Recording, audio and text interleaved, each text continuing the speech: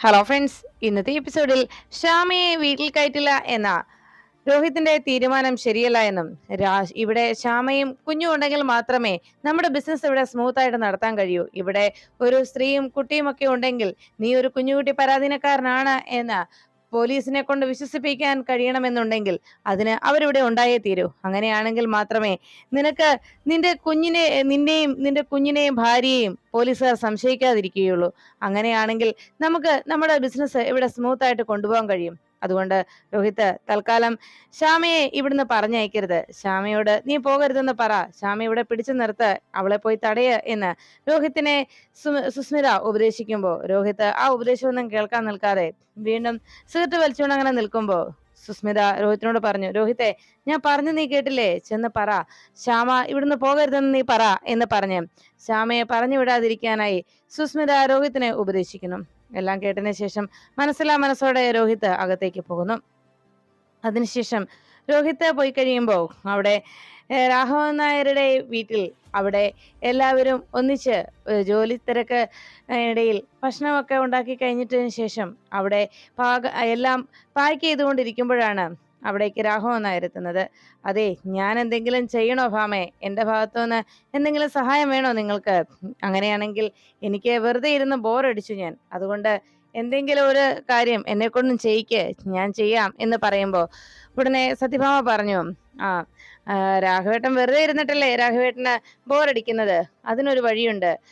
അതെ, ഒരു കാര്യം ചെയ്യ പൊന്നെ, ആ ചിപ്സ് ഉണ്ടല്ലോ അത് കുറച്ചെടുത്ത് രാഘവേട്ടന് കൊടുക്ക, എന്തെങ്കിലും കുറച്ചുകൊണ്ടിരിക്കട്ടെ, അപ്പൊ പിന്നെ ഈ മടുപ്പങ്ങ് മാറുമല്ലോ എന്ന് പറഞ്ഞപ്പോ രാഘവൻ നായർ മുഖം വീർപ്പിച്ചു. ഓ പിന്നെ ഇപ്പൊ ചിപ്സ് കുറച്ചുകൊണ്ടിരിക്കാൻ ഞാൻ കുഞ്ഞു കുട്ടിയല്ലേ എന്ന് പറഞ്ഞ് സത്യഭാമയോട് രാഘവൻ നായർ ദേഷ്യപ്പെട്ടു. അപ്പോഴേക്കും സത്യഭാമ പറഞ്ഞു, അതെ, നാളത്തേക്ക് കുറച്ച് മാവ് കൂടി പിള്ള വരുമ്പോ മാവിന്റെ കാര്യം കൂടി പിള്ളയോട് പറയണം വാങ്ങിക്കാനായിട്ട് എന്ന് സത്യഭാമ പറയുമ്പോ അത് കേട്ട ഉടനെ ശാന്ത പറഞ്ഞു, അത് ഞാൻ എഴുതി വെച്ചിട്ടുണ്ട് സത്യാമ്മേ, നേരത്തെ തന്നെ അതെല്ലാം ഞാൻ ലിസ്റ്റിൽ എഴുതിയിട്ടുണ്ട് എന്ന് പറഞ്ഞു. ആ എന്തായാലും ശാന്ത ഉള്ളതാണ് എന്റെ ധൈര്യം എന്ന് പറഞ്ഞപ്പോ ശാന്ത അത് കേട്ട്, എന്നാ ശരി സത്യാമ്മേ, ഞങ്ങൾ ഇറങ്ങട്ടെ എന്ന് ചോദിച്ചു. ശരി, നാളത്തേക്കുള്ള എല്ലാം റെഡി ആയി കഴിഞ്ഞല്ലോ എന്ന് പറഞ്ഞ് അവർ പോകാൻ ഇറങ്ങുമ്പോഴേക്കും സത്യഭാമ രണ്ടു പേർക്കും ഉള്ള വിഹിതം വീതിച്ചു കൊടുക്കുകയാണ്. ദാ ഇത് കഴിഞ്ഞ ദിവസത്തെ എന്ന് പറഞ്ഞ് സത്യഭാമ അവർക്ക് ഇരുവർക്കുമായിട്ട് പണം നൽകുന്നു. അത് വാങ്ങിച്ചതിന് ശേഷം എന്നാ ഇറങ്ങട്ടെ സത്യാമ്മ എന്ന് പറഞ്ഞ് അവിടെ നിന്ന് യാത്ര പറഞ്ഞ് പൊന്നിയും ഒപ്പം ശാന്തയും കൂടി അവിടെ നിന്ന് ഇറങ്ങുന്നു. ശാന്തയും പൊന്നിയും ഇറങ്ങുന്ന നേരത്ത് പൊന്നി ശാന്തയോട് ചോദിച്ചു, അല്ല ശാന്തിച്ചി, നാളെ നേരത്തെ എത്തുമല്ലോ അല്ലേ എന്ന് ചോദിച്ചതും, പിന്നില്ലാതെ നേരത്തെ വരും പൊന്നി എന്ന് പറഞ്ഞ് ശാന്ത അങ്ങനെ സംസാരിച്ചതിന് ശേഷം അവർ രണ്ടുപേരും കൂടി അവിടുന്ന് സംസാരിച്ച് അവിടുന്ന് പുറത്തേക്ക് പോകുമ്പോൾ അവിടേക്ക് സുബൈർക്ക എത്തുന്നു. രാഘവൻ സാറേ എന്ന് സുബൈർക്ക വന്ന് വിളിച്ചു. ആ വിളി കേട്ടതും ഉടനെ രാഘവൻ സാറേ എന്നുള്ള സുബൈർക്കയുടെ വിളി കേട്ട് അത് കേട്ട് രാഘവൻ നായർ പറഞ്ഞു, അതെ, ആ സുബൈറിന്റെ വിളിയാണല്ലോ കേൾക്കുന്നത്, സുബൈറാണല്ലോ വിളിക്കുന്നത്, എന്താ എന്ന് ചോദിച്ചുകൊണ്ട് രണ്ടുപേരും അതേലോ സുബൈറിന്റെ ശബ്ദം പോലെയാണെന്ന് സത്യഭാമയെ സമ്മതിച്ചു. അങ്ങനെ അവർ രണ്ടുപേരും കൂടി എന്തിനാണ് സുബൈർക്ക് വിളിച്ചെന്നറിയാനായി വാതിക്കലേക്ക് എത്തി. അപ്പോഴേക്കും സുബൈർക്ക് പറഞ്ഞു, അതെ, നിങ്ങളെ രണ്ടുപേരെയും കാണാനായിട്ട് എൻ്റെ കൂടെ ഒരാൾ വന്നിട്ടുണ്ട് എന്ന് പറഞ്ഞു സുബൈർക്ക് വിഷ്ണുവിനെ അവർക്കരികിലേക്ക് വിളിച്ചു. വിഷ്ണു അവിടേക്ക് വന്നതും രാഘവൻ നായരെ കണ്ടതോടെ എടാ മോനെ എന്ന് പറഞ്ഞു രാഘവൻ നായർ വളരെ സ്നേഹത്തോടെ വിഷ്ണുവിന്റെ അരികിലേക്ക് ചെന്നു. അച്ഛനെ കാണാനാ ഞാൻ ഓടി വന്നത് എന്ന് വിഷ്ണു പറയുമ്പോ ഉടനെ സത്യഭാമ പറഞ്ഞു, അതിന് രാഘവേട്ടൻ ഇപ്പൊ എന്താ എന്ന് ചോദിച്ചു. ഉടനെ വിഷ്ണു പറഞ്ഞു, അച്ഛന് വയ്യല്ലോ, അതുകൊണ്ടാ ഞാൻ അച്ഛനെ കാണാനായിട്ട് എത്തിയതെന്ന് പറഞ്ഞപ്പോ രാഘവൻ നായർ പറഞ്ഞു, എടാ മോനെ, എനിക്കിപ്പോ കുഴപ്പമൊന്നും ഇല്ലടാ എന്ന് രാഘവൻ നായർ വിഷ്ണുവിനെ സമാധാനപ്പെടുത്തി. അപ്പോഴേക്കും വിഷ്ണു പറഞ്ഞു, അതല്ലച്ചാ, കഴിഞ്ഞ ദിവസം അച്ഛനെ ഞാൻ കണ്ടപ്പോ അച്ഛനോട് അന്ന് എനിക്കൊന്നും ചോദിക്കാൻ കഴിഞ്ഞില്ല. അന്ന് പപ്പിമോളെ അച്ഛൻ രക്ഷപ്പെടുത്തിയില്ലേ, ആ ദിവസം അച്ഛനോട് വിശദമായിട്ട് ഒന്നും ചോദിച്ചു മനസ്സിലാക്കാൻ എനിക്ക് സാധിച്ചില്ല, അന്ന് പോലീസുകാർ വന്നതുകൊണ്ട്. സത്യത്തിൽ അച്ഛൻ എന്നെങ്ങനെയാ അവിടെ എത്തിയത്, ആ സമയത്ത് എങ്ങനെയാ അവിടെ വന്നത് എന്ന് ചോദിച്ചപ്പോ രാഘവൻ നായർ പറഞ്ഞു, അയ്യോ മോനെ, എനിക്കറിയില്ലടാ, എനിക്ക് ഒന്നും ഓർമ്മയില്ല എന്ന് പറഞ്ഞപ്പോ സത്യഭാമ ആകെ ആശങ്കയോടെ വിഷ്ണുവിനെയും രാഘവൻ നായരെ നോക്കി. അപ്പോഴേക്കും വിഷ്ണു പറഞ്ഞു, ഞാനന്ന് അച്ഛനോട് ചോദിച്ചപ്പോ അച്ഛൻ അതിന് മറുപടി ഒന്നും വ്യക്തമായിട്ടുണ്ടായിരുന്നില്ല. അത് ചോദിക്കാനായിട്ടാണ് ഞാനിപ്പോ വന്നത്.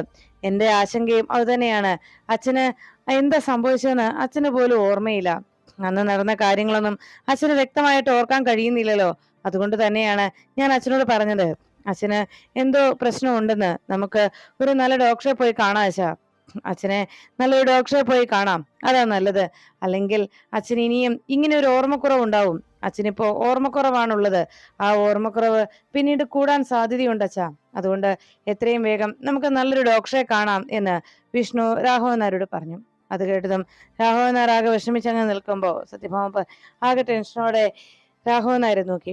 ഉടനെ രാഘവൻ നായർ പറഞ്ഞു, ഭാമേ, ഞാനന്ന് എങ്ങനെയാ പോയത്? എനിക്കറിയില്ല ഭാമേ. ഞാൻ എങ്ങനെയാ അവിടെ എത്തിയത്? എനിക്കറിയില്ല എന്ന് സത്യഭാമയോട് രാഘവൻ നായർ പറഞ്ഞു. ഇത് കേട്ടതും സത്യഭാമ ചോദിച്ചു, അന്ന് നിങ്ങൾ വന്നപ്പോ മുതൽ ഞാനും ചോദിക്കുന്നത് ഇത് തന്നെയല്ലേ? നിങ്ങൾ എവിടെ പോയതാണെന്നും രാത്രി മുഴുവൻ എവിടെയൊക്കെയോ കറങ്ങി നടന്നിട്ട് പപ്പിമോളെയും കൂട്ടിയല്ലേ നിങ്ങൾ ഇവിടേക്ക് വന്നത്? എവിടെ പോയതാന്ന് ഞാൻ ചോദിച്ചിട്ട് അന്ന് നിങ്ങൾ ഉത്തരവും പറഞ്ഞില്ലല്ലോ എന്ന് സത്യഭാമ രാഘവൻ നായരോട് ദേഷ്യപ്പെട്ടു. ഇത് കേട്ടതും രാഘവൻ നായർ പറഞ്ഞു, എനിക്കറിയില്ല ഭാമേ, എവിടെയാ ഞാൻ പോയതെന്നോ എന്താ സംഭവിച്ചതെന്നും എനിക്ക് ഓർമ്മയില്ല എന്ന് രാഘവൻ നായർ പറയുമ്പോൾ വിഷ്ണു പറഞ്ഞു, അത് തന്നെയാ അച്ഛൻ ഞാൻ പറഞ്ഞത്, നമുക്കൊരു ഡോക്ടറെ കാണാന്ന്. അച്ഛൻ ഇനി മുന്നോട്ട് പോകുമ്പോൾ അച്ഛന്റെ ഈ ഓർമ്മക്കുറവ് അത് കൂടുതലായി വരും. അതുകൊണ്ട് നമുക്ക് നല്ലൊരു ഡോക്ടറെ കാണാം എന്ന് പറഞ്ഞു. ഉടനെ സത്യഭാമ പറഞ്ഞു, ഡോക്ടറെയൊക്കെ ഞാൻ കാണിച്ചോളാം, എന്താ വേണ്ടെന്ന് വെച്ചാൽ ഞാൻ ചെയ്തോളാം. ദേവിയത് നിന്നെ അന്വേഷിച്ച് ഇനി ഇവിടെ പോലീസുകാർ വരരുത്. ഇതിന്റെ പേരിൽ നിന്നെ അന്വേഷിച്ച് പോലീസുകാർ ഇതിന്റെ പേരിൽ ഇനി ഈ വീട്ടിൽ കയറാൻ പാടില്ല. അതുകൊണ്ട് എന്ന് പറഞ്ഞതും വിഷ്ണു പറഞ്ഞു, മനസ്സിലായി, ഞാൻ ഇവിടെ നിന്ന് പോണം അല്ലേ അമ്മേ? ഞാൻ പൊയ്ക്കോളാം. പക്ഷേ ഞാൻ നിരപരാധിയാ. എന്റെ ആ നിരപരാധിത്വം അത് ഞാൻ തെളിയിച്ചതിന് ശേഷമേ ഇനി ഞാൻ അച്ഛന്റെ അമ്മയുടെ മുന്നിൽ വരൂ എന്ന് പറഞ്ഞ് വിഷ്ണു വേദനയോടെ സത്യഭാമയോ രാഘവൻ നായരോട് യാത്ര പറഞ്ഞിറങ്ങുന്നു. അച്ഛാ, ഞാൻ ഇറങ്ങുക എന്ന് പറഞ്ഞിട്ട് സുബൈർക്ക നമുക്ക് പോകാം എന്ന് പറഞ്ഞു. ഉടനെ വിഷമത്തോടെ വിഷ്ണു അവിടെ നിന്ന് പോകുമ്പോൾ സുബൈർക്ക അവിടെ ഇരുന്ന് രാഘവൻ നായരെ നോക്കിയിട്ട് പറഞ്ഞു, രാഘവൻ സാറേ, വിഷ്ണു തെറ്റൊന്നും ചെയ്തിട്ടില്ല, അത് മറ്റാരേക്കാളും എനിക്ക് ഉറപ്പുണ്ട് എന്ന് പറഞ്ഞ് സുബൈർക്കയും വിഷ്ണുവിനോടൊപ്പം അവിടെ നിന്ന് പോകുന്നു. സത്യഭാമ അങ്ങനെ നോക്കി വെക്കുമ്പോ രാഘവൻ നായർ പറഞ്ഞു, ഭാമ എന്റെ മോൻ എന്ന് പറഞ്ഞപ്പോ സത്യഭാമ പറഞ്ഞു, രാഘവേട്ട, ഒരു തവണ പോലീസ് ഇവിടെ കയറി ഇറങ്ങിയത് എങ്ങനെയാണെന്ന് രാഘവേട്ടൻ അറിയാവല്ലോ, ഇനി എന്നെ കൊണ്ടൊന്നും പറയിക്കരുത് എന്ന് പറഞ്ഞ് സത്യഭാമ ദേഷ്യത്തോടെ അവിടുന്ന് അകത്തേക്ക് കയറി. രാഘവൻ നായർ ആകെ വേദനയോടെ എന്റെ മോൻ എന്ന് പറഞ്ഞുകൊണ്ട് ആ വിഷമത്തിൽ അവിടെ ആ സിറ്റ് ഔട്ടിൽ അങ്ങനെ ഇരുന്നു. അങ്ങനെ സങ്കടത്തോടെ സത്യഭാമയുടെ വാക്കുകൾ കേട്ട വിഷമത്തോടെ രാഘവൻ നായർ ആ സിറ്റ് ഔട്ടിൽ ഇരിക്കണം. അതിനുശേഷം ശ്യാമയുടെ ഫോൺ കോൾ ശാലിനിയെ തേടിയെത്തുന്നു.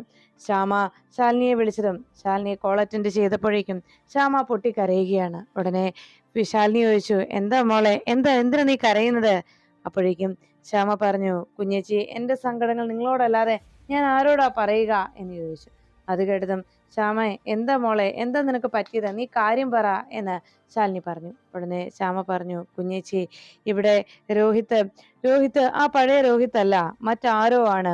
പപ്പിമോൾക്ക് ഇപ്പോ പനി കൂടുതലായിട്ടിരിക്കുകയാണ്. പപ്പിമോൾക്ക് പനിയായിട്ട് രോഹിത്ത് അതിനെക്കുറിച്ച് ഒന്ന് ചോദിക്കുകയോ അന്വേഷിക്കുകയോ ഒന്നും ചെയ്യുന്നില്ല കുഞ്ഞേച്ചി എന്ന് പറഞ്ഞു. അത് കേട്ടതോടെ ശാലിനി ആകെ വിഷമത്തോടെ ചോദിച്ചു, ശ്യാമേ, എന്നിട്ട് പപ്പമോളെ ഹോസ്പിറ്റലിൽ കൊണ്ടുപോയില്ലേ, മരുന്ന് വാങ്ങിയില്ലേ? അത് കേട്ടതും ശ്യാമ പറഞ്ഞു, മരുന്നൊക്കെ വാങ്ങി കുഞ്ഞേച്ചി, പക്ഷെ മോളെ ഒന്ന് നോക്കുകയോ മോളോടൊന്ന് സംസാരിക്കുകയോ ആ പഴയ സ്നേഹത്തോടെ മോളെ ഒന്ന് ചേർത്ത് പിടിക്കുകയോ ഒന്നും രോഹിത്ത് ചെയ്യുന്നില്ല. രോഹിത്ത് ഇപ്പൊ മറ്റാരോ ആയി മാറിയിരിക്കുകയാണ് കുഞ്ഞേച്ചി. ഞങ്ങൾ ഇവിടെ ശരിക്കും ഒരു അധികപ്പറ്റാണ് എന്ന് ശാലിനിയോട് സങ്കടപ്പെടുന്നു. അത് കേട്ടതും ശാലിനി പറഞ്ഞു, മോളെ, ജീവിതം അങ്ങനെയാണ്. രോഹിത്തിന്റെ മനസ്സിലുണ്ടായ മുറിവ് അത് അത്ര വേഗം ഇല്ലാതാക്കാൻ കഴിയുന്ന ഒന്നല്ല. അത് കാലക്രമേണ പതിയെ ആ മുറിവ് ഇല്ലാതാവുകയുള്ളൂ. അതുകൊണ്ട് മോളെ, നീ തന്നെ വേണം രോഹിത്തിന്റെ ആ മനസ്സിലെ ആ മുറിവ് ഇല്ലാതാക്കാൻ. അതിന് നിന്നെ കൊണ്ടേ സാധിക്കൂ.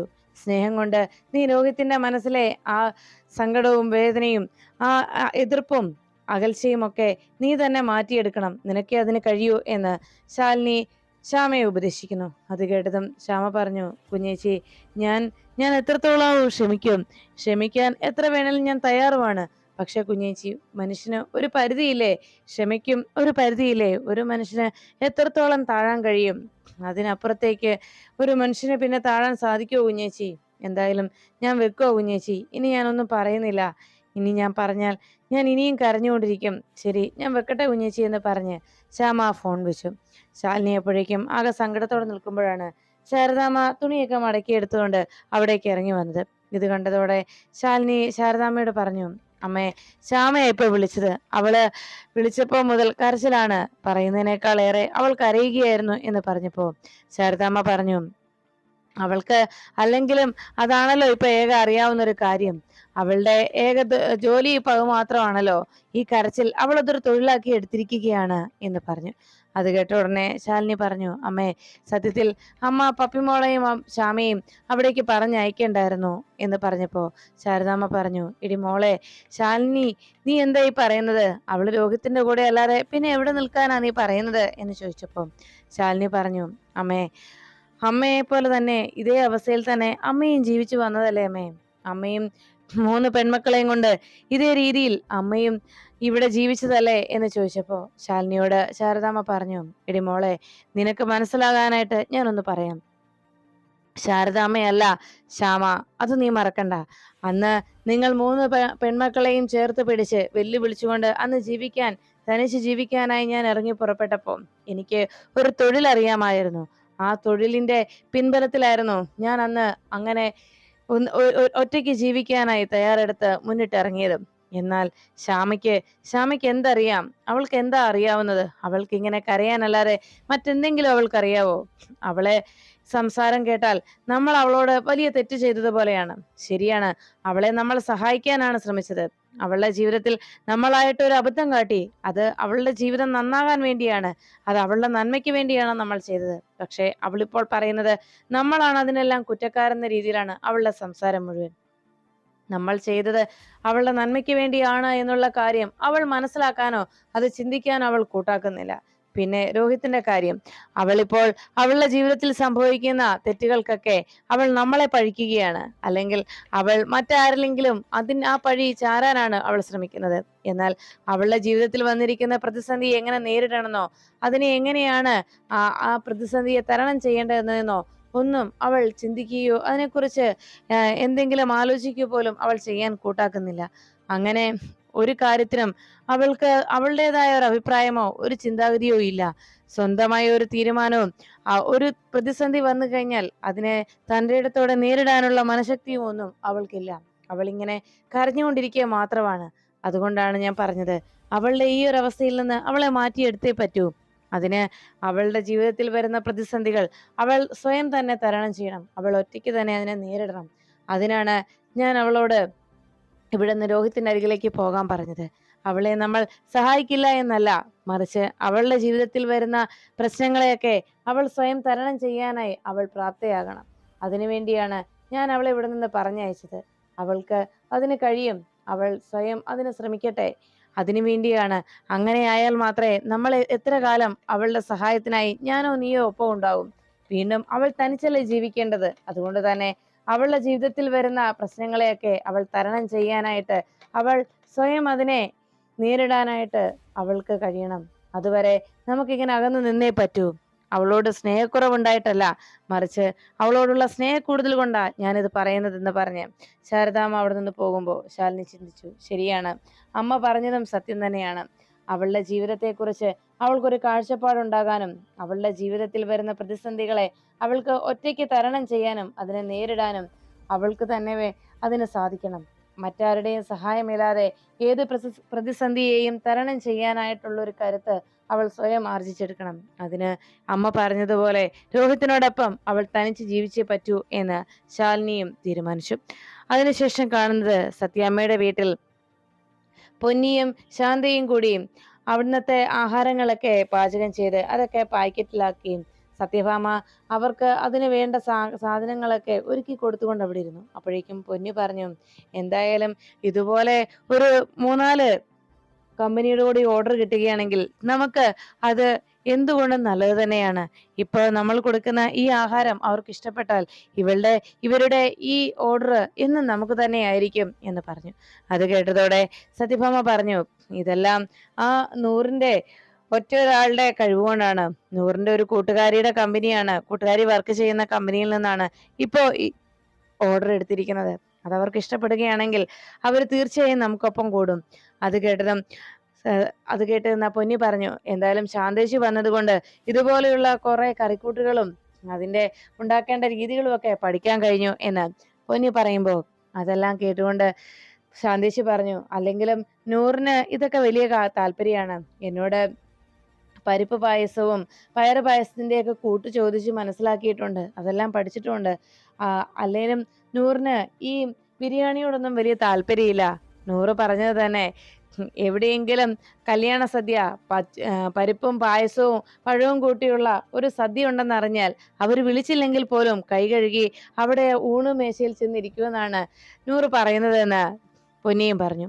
എന്തായാലും ആ കൊച്ചിന് നമ്മളോട് എല്ലാവരോടും വലിയ സ്നേഹമാ എന്ന് ശാന്തിച്ച് പറയുമ്പോൾ അത് കേട്ട സത്യാമ്മ പറഞ്ഞു, പാവം പാവം കുട്ടിയാ, നമ്മളോട് എല്ലാവരോടും വലിയ കാര്യാ പാവത്തിന്. അതുകൊണ്ടല്ലേ നമുക്കിപ്പോ ഈ ഓർഡർ പോലും പിടിച്ചു തന്നത് എന്ന് ശാന്തയുടെയും പൊന്നിയുടെ അഭിപ്രായം കേട്ടുകൊണ്ട് സത്യഭാമ പറഞ്ഞു. അങ്ങനെ അവർ സംസാരിച്ചു കൊണ്ടിരിക്കുമ്പോഴാണ് അവിടേക്ക് നൂറ് എത്തുന്നത്. നൂറ് വേഗം വണ്ടി നിർത്തി അകത്തേക്ക് കയറി വന്നതും ഇന്നത്തെ കാലത്ത് ഇങ്ങനെയുണ്ടോ ഒരു കുട്ടി എന്ന് ചോദിച്ചതും, അതെ, മോൾക്ക് ഈ മതം മാത്രമല്ല, അവർ വിശ്വസിക്കുന്ന മതം മാത്രമല്ല, മറ്റെല്ലാ മതങ്ങളെക്കുറിച്ചും നല്ല ധാരണയാണ്, എല്ലാ മതങ്ങളെക്കുറിച്ച് നല്ല അറിവുമുണ്ട് എന്ന് സത്യാമ്മ പറയുമ്പോൾ അവിടേക്ക് നൂറെത്തി. എന്നിട്ട് ചോദിച്ചു, ആരെക്കുറിച്ചായി കുറ്റം പറയുന്നത്? രണ്ടുപേരും കൂടി ചേർന്ന് ആരെക്കുറിച്ചായി കുറ്റം പറയുന്നത്? പറ, ഞാനും കൂടാം, എനിക്കും അറിയാവുന്ന രീതിയിൽ എന്ന് നൂറ് പറയുമ്പോ അത് കേട്ടതോടെ സത്യാമ്മ പറഞ്ഞു, ഏയ് കുറ്റമൊന്നും പറഞ്ഞല്ലെന്നേ. അപ്പോഴേക്കും അവിടെ ഇരുന്ന പൊന്നി പറഞ്ഞു, അതെ, ഞങ്ങൾക്കറിയാവുന്ന ഒരു കുട്ടിയുണ്ടേ, ആ കൊച്ച് ഒരു പെങ്കൊച്ച്, ആ കൊച്ചിനെ കുറിച്ച് പറയുകയായിരുന്നു. ഇവിടെ ശാന്തേച്ചിയോട് പരിപ്പ് പായസത്തിന്റെയും പയറ് പായസത്തിന്റെയൊക്കെ കൂട്ട് ചോദിച്ച് മനസ്സിലാക്കിയെന്നാ പറഞ്ഞത്. അത് അപ്പോഴേക്കും ഉടനെ നൂറ് പറഞ്ഞു, ഇപ്പം മനസ്സിലായി, നേരെ എന്റെ നേർക്കാണല്ലേ ഈ ആരോപണം മുഴുവനല്ലേ എന്ന് ചോദിച്ചപ്പോ ഉടനെ സത്യാമ്മ പറഞ്ഞു, സത്യം പറയാലോ, മോളെക്കുറിച്ച് ഇങ്ങനെയൊക്കെ പറയാനുള്ള സ്വാതന്ത്ര്യവും അവകാശവും ഒക്കെ ഞങ്ങൾക്കുള്ളത് കൊണ്ടാ ഞങ്ങൾ ഇങ്ങനെയൊക്കെ പറയുന്നത്.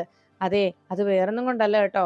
മോളെ കണ്ട ദിവസം മുതൽ മോളോട് വല്ലാത്തൊരു സ്നേഹം ഞങ്ങൾക്കുണ്ട്. ഞാൻ അന്ന് മോളോട് ഇത്ര അടുക്കുന്നതിന് മുൻപ് തന്നെ ഞാൻ രാഘവേട്ടനോട് പറഞ്ഞതാ, ഞങ്ങളുടെ പ്രീതിയെ പോലെ തന്നെയാണ് മോളെന്ന്. അത് വെറുതെ പറഞ്ഞതല്ല കേട്ടോ, സത്യം തന്നെയാ.